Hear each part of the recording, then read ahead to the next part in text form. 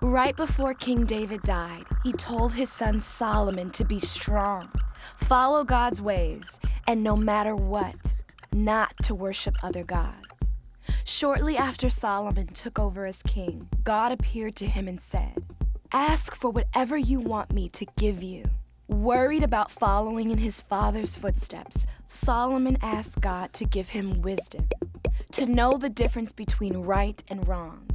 God not only promised to give Solomon wisdom, but great riches and honor as well. The first test of Solomon's wisdom happened when two prostitutes came to him. There was a young child that each of them claimed was theirs. Solomon knew one of them had to be lying.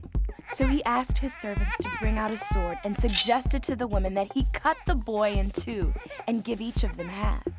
One of the women was so worried that the boy would be killed that she immediately asked Solomon to give the child to the other woman. Solomon saw her love and protection and knew that it had to be her baby, so he gave the boy to her. The Israelites were in awe of Solomon's great wisdom. He ruled for many years, growing in wealth and fame. He also wrote down many wise sayings called Proverbs. During his reign, Solomon planned to finish building the temple his father, David, wanted to build. They built a temple that was not incredibly large, but was unbelievably beautiful and detailed. It was 90 feet by 30 feet and had two bronze pillars that led into the place where sacrifices were made. When it was finished, Solomon and the other leaders sacrificed a huge number of animals in worship to God.